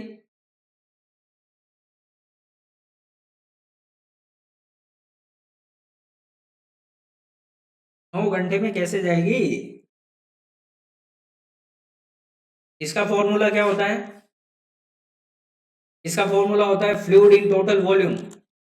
फ्लूइड इन टोटल वॉल्यूम, ठीक है, और कितने में ये याद रखना है, ml में रखा जाता है, अपॉन में आपको याद रखना है बीइंग इन्फ्यूज, ठीक है, बीइंग इन्फ्यूज का मतलब ये जाएगा आपका ml पर हावर में। तो टोटल फ्लूइड आपके पास कितना है, 1000, इन्फ्यूज आप कितना कर रहे हैं ml हावर के हिसाब से, 125, डिवाइड करोगे तो कितना आएगा, 8 हावर। तो ये राइट आंसर हो गया। 9 घंटे कहां से लगे? तो ऑप्शन ए याद रखना है, अगर आपको इन्फ्यूजन टाइम निकालना है तो इस हिसाब से निकलेगा, ठीक है, अगर आपको ड्रॉ फैक्टर निकालना है तो इस हिसाब से निकलेगा, और अगर आपको डोज निकालनी है तो याद रखना है डिजायर, जितना डिजायर है उतने में आपको अवेलेबल से डिवाइड करना है, ठीक है, और मल्टीप्लाई करना है आपको किससे, वॉल्यूम से, मल्टीप्लाई करना है आपको किससे, वॉल्यूम से, याद रखना है, डोज आपकी निकल जाएगी, ठीक है। डिजायर का मतलब है कि जितनी प्रिस्क्राइब की गई है, अवेलेबल कितना है जो आपके पास मेडिकल स्टोर पे है, और वॉल्यूम आपको दिया हुआ होगा क्वेश्चन, तो आप उससे क्या निकाल सकते हो, डोज निकाल सकते हो। तो तीनों फॉर्मेट आपको यहाँ पे क्लियर हो जाने चाहिए, ठीक है, ये बात आपको ध्यान रखनी है, ठीक है, ऐसे क्वेश्चंस फंस सकते हैं आपके पास, तो आपको रिमाइंड रखना, गलत नहीं करना है, ठीक है। चलिए अभी नेक्स्ट क्वेश्चन देखिए। ये देखिए फिर से ब्रीथ साउंड पे क्वेश्चन आ गया है। ब्रीथ साउंड पे क्वेश्चन है, the nurse correctly document moist low pitch gargling breath sound, ये क्वेश्चन आपसे पूछा गया है, ऑप्शन बताइए। ये पढ़ा चुका हूं मैं बहुत बार, और वाइटल साइन में मैंने पूरा पढ़ाया था ये आपको। अगर ब्रीथ साउंड मोइस्ट है, लो पिच है, और गार्गलिंग आपको साउंड सुनाई दे रहा है, तो कौन सा साउंड है वो, सोनोरस व्हीज है, सिबिलेंट व्हीज है, कोर्स क्रैकल्स है, या प्लूरल फिक्शन रब है?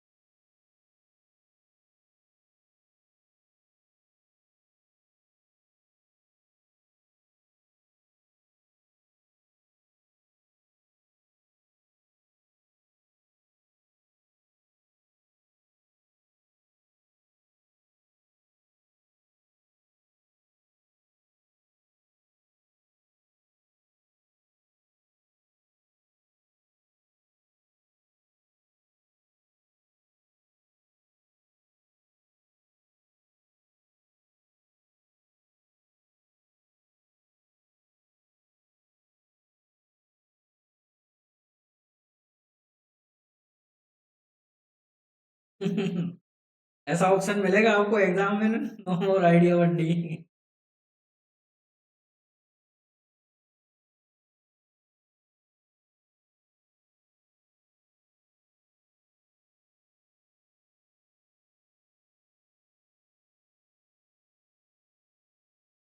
देखिए उसमें लिखा हुआ है फ्रिक्शन, फ्रिक्शन का मतलब क्या होता है, रगड़, तो आपको रबिंग जैसा साउंड फील हो, ठीक है, लो तो होता है लेकिन रबिंग जैसा साउंड हो, तो प्लूरल फ्रिक्शन रब तो अलग चीज हो गई। यहाँ पे देखिए मोइस्ट भी है, लॉ पिच भी है, गार्गलिंग भी आ रहा है, गार्गलिंग जहां आ जाए इसका मतलब समझ जाने का वहां पे फ्लूइड कलेक्शन है।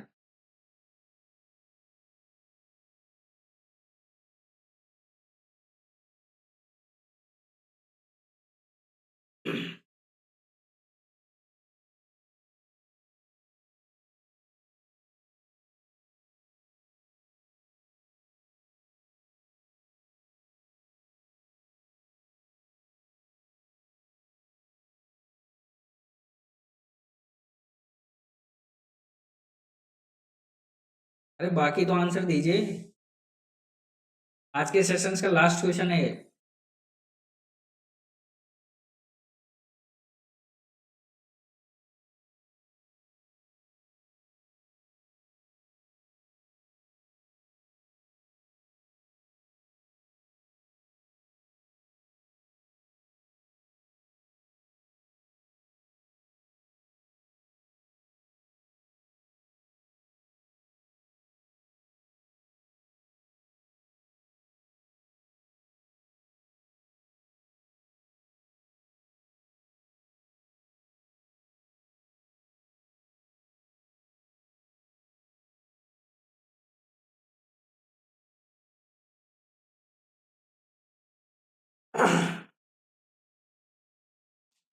चलिए सॉल्व करते हैं।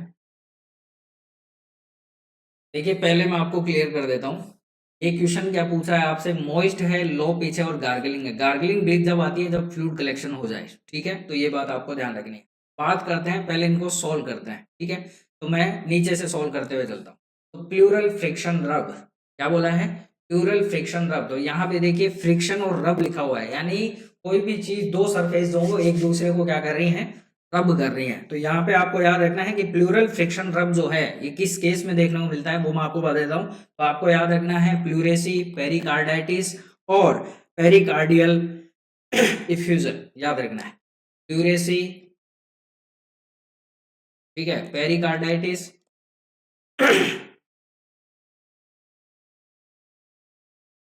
ठीक है, ये बात आपको याद रखना है, या प्लूरल इफ्यूजन, ठीक है।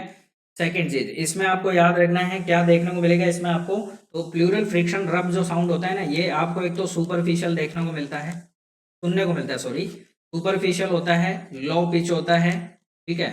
और आपको साउंड ये सुनाई देने वाला है कैसा, कोर्स रबिंग जैसा। कैसा, कोर्स रबिंग, यानी दो सरफेस जैसे एक दूसरे के ऊपर क्या कर रही हैं, रब कर रही हो, या फिर आप इसको ग्रेटिंग साउंड भी बोल सकते हो, ग्रेटिंग साउंड भी बोल सकते हो। ये बात आपको ध्यान रखना है, ठीक है। इसके बाद में आपको ध्यान रखना है, मैंने आपको बता दिया है कि जैसे दो सरफेस आपस में रब कर रही हो, ऐसा साउंड आपको प्लूरल फ्रिक्शन रब में देखने को मिलता है। ये बात आपको ध्यान रखना है।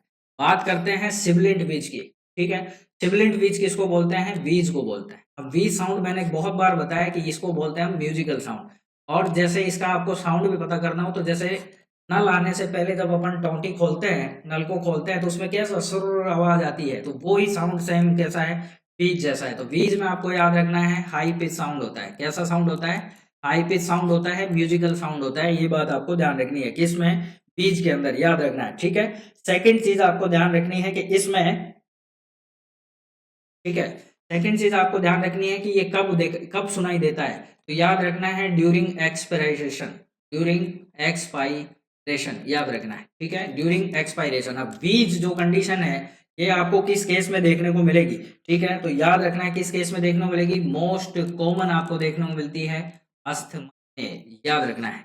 मोस्ट कॉमन किस में देखने को मिलती है, अस्थमा में देखने को मिलती है, ठीक है। इसके अलावा सीओपीडी में भी देखने को आपको मिल जाएगी, ठीक, याद रखना है। सिबिलेंट बीज या बीज दोनों एक ही चीज है, याद रखना है। फिर बात करते हैं आपकी कोर्स क्रैकल के बारे में, ठीक है। फिर बात करते हैं कोर्स क्रैकल के बारे में। तो कोर्स क्रैकल क्या होता है, तो कोर्स क्रैकल में याद रखना है जो क्रैकल साउंड होता है ना, ठीक है, कोर्स क्रैकल में आपको याद रखना है कि यहाँ पे देखिए क्रैकल लिखा हुआ है, ठीक है। तो इसमें आपको याद रखना है ये साउंड होते हैं आपके लो पिच होते हैं, याद रखना है, ठीक है, लो पिच साउंड होते हैं। इसके बाद में आपको ध्यान रखना है कि यहाँ पे आपको गार्गलिंग, ठीक है, या फिर आपको बबलिंग जैसा साउंड फील होगा। कैसा साउंड होगा, बबलिंग साउंड होगा। दूसरा, मोइस्ट आपको साउंड फील होने वाला है, ठीक है। तो इसका मतलब है कि यहाँ पे क्या है, फ्लूइड का कलेक्शन है। क्या है यहाँ पे, फ्लूइड का कलेक्शन है, तब आपको कोर्स क्रैकल जो है वो साउंड सुनाई देने वाला है, ठीक है। ये बात आपको ध्यान रखना है। सुनाई कब देता है ये, तो आपको याद रखना है स्टार्ट हो जाता है ये इंस्पिरेशन के दौरान, ठीक है, इंस्पिरेशन के दौरान ये आपको सुनाई दे जाएगा। इसके बाद ये बढ़ता जाएगा, एक्सटेंड होता जाएगा अप टू एक्सपायरेशन, एक्सपायरेशन यानी एक्सपायरेट करेंगे जब अपन, ठीक है, तो तब ये बढ़ता जाता है कोर्स क्रैकल। ये बात आपको ध्यान रखनी है, ठीक है। इसके बाद में आपको याद रखना है कि ये कंडीशंस कौन सी होती है जिसमें कोर्स क्रैकल आपको सुनने को मिलेगा। तो याद रखना है न्यूमोनिया, कोर्स क्रैकल में याद रखना है न्यूमोनिया, ठीक है। इसके अलावा पल्मोनरी इडिमा और फाइब्रोसिस पल्मोनरी इडिमा और फाइब्रोसिस, ये बात आपको ध्यान रखना है। मोस्ट ऑफ पल्मोनरी इडिमा में आपको कोर्स क्रैकल सुनाई देगा। तो आपका राइट आंसर क्या है, बी, ठीक है। अब बच गया सोनोरस बीज। पहला ऑप्शन देखिए, सोनोरस बीज, सोनोरस बीज, सोनोरस बीज का मतलब क्या होता है, सुरीली, ठीक है, यानी इसको हम बोलते हैं रोंकी। कौन सा साउंड होता है ये, रोंकी साउंड होता है, याद रखना है, ठीक है। रोंकी साउंड आपको रोंकी साउंड जो होता है ये भी कैसा होता है, लो पिच साउंड होता है, याद रखना है। रोंकी साउंड भी कैसा होता है आपका, लो पिच साउंड होता है। सेकंड चीज आपको याद रखना है, इसमें भी आपको लाउड स्नोरिंग जैसा साउंड सुनाई देगा। कैसा? Loud snoring. स्नोरिंग किसको बोलते हैं? खर्राटे को। ठीक है, तो लाउड स्नोरिंग आपको सुनाई देने वाला है, ये बात आपको ध्यान रखना है। ठीक है, फिर बात करते हैं रोंकी। रोंकी आपको मोस्टली जो है वो एक्सपायरेशंस के दौरान आपको सुनाई देने वाला है। मोस्टली एक्सपायरेशंस के दौरान आपको सुनाई देने वाला है, ये बात आपको ध्यान रखना है। ठीक है, ये पॉइंट्स आपके लिए इंपॉर्टेंट है, जो आपके लिए इंपॉर्टेंट बनते हैं। ठीक है, और जो रोंकी है, तो रोंकी आपको किस कंडीशन में देखने को मिल जाएगा? तो रोंकी आपको देखने को मिलता है ऑब्स्ट्रक्ट जब हो जाती है ट्रेकिया। ऑब्स्ट्रक्टेड ट्रेकिया के सीन में आपको रोंकी जो है वो आपको सुनाई देने वाला है। ठीक है, एक पॉइंट और मैं आपको बता देता हूँ। डायफ्राम में दो पॉइंट होते हैं, एक होता है डायफ्राम, ठीक है, मेन पार्ट जो होता है, एक होता है बेल। तो याद रखना है, हाई पिच साउंड जब भी आपको सुनने हो, हाई पिच साउंड सुनने हो तो हम कौन सा यूज करते हैं? डायफ्राम। और लो पिच सुनने होते हैं तो हम कौन सा साउंड यूज करते हैं? बेल, यानी डायफ्राम, सॉरी स्टेथोस्कोप है तो। ठीक है, स्टेथोस्कोप के दो पार्ट होते हैं, एक डायफ्राम और एक बेल। तो बेल जो पीछे वाला पोर्शन होता है वहां से लो पिच, और डायफ्राम से हाई पिच साउंड सुनाई दिए जाते हैं। ये बात आपको ध्यान रखनी है। ठीक है, ब्रोंकियल, ब्रोंकोवेसिकुलर, ये है जो नॉर्मल साउंड होता है। ठीक है,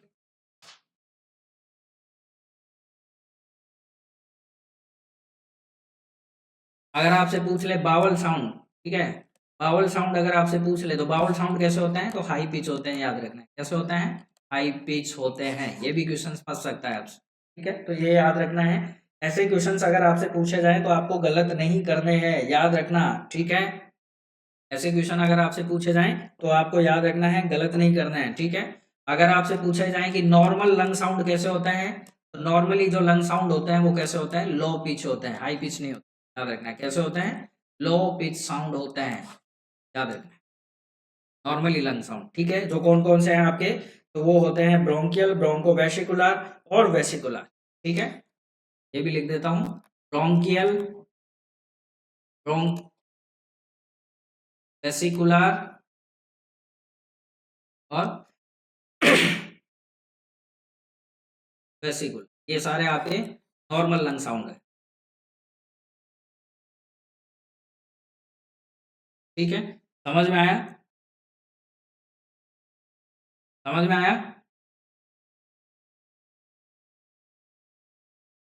यहाँ पे आज का सेशन अपन करते हैं फिनिश। नेक्स्ट सेशंस में फिर नए क्वेश्चनों के साथ मैं मिलने वाला हूँ आपको। एमएसएन के क्वेश्चंस होंगे, फंडा के कुछ क्वेश्चन जो भी आपके पेपर में किया हुआ है वही क्वेश्चंस मैंने एज इट इज उठाए हैं। ठीक है, सो आई होप आज का सेशन आपको पसंद आया हो। अगर पसंद आया तो शेयर जरूर देखना, और अगर नहीं समझ में आया तो दोबारा रिवाइज कर लेना। ठीक है, कोई इशू नहीं है। ठीक, तो फिर मिलते हैं नेक्स्ट सेशंस में। तब तक के लिए अपना ख्याल रखिए, पढ़ते रहिए, मुस्कुराते रहिए, और प्रेशर मत लेना। ठीक है, क्योंकि प्रेशर अगर आप लोगे तो आपकी जितनी स्टडी आपने इतने टाइम तक की है वो सारी आपकी क्या हो जाएगी? स्वाइप हो जाएगी। ठीक है, तो प्रेशर कभी भी नहीं लेते। जितना आपने पढ़ा है उतना बेस्ट है, इससे ज्यादा आप पढ़ने की कोशिश करो तो बहुत अच्छी बात है, अगर आप कंट्रोल कर पाते हैं खुद को। लेकिन उतना ही पढ़ना जितना कंट्रोलेबल है। ठीक है, क्योंकि वहां आपसे अगर 100 में से आप 70 क्वेश्चन भी अगर करके आते हैं तो भी ठीक है, 100 के 100 करने की आपको जरूरत नहीं है, पर वो 70 भी आपके सटीक और सही होने चाहिए, नेगेटिव नहीं करनी। ठीक है, फिर मिलते हैं नेक्स्ट सेशंस में, नेक्स्ट डे। तब तक के लिए अपना ख्याल रखिए। ठीक है।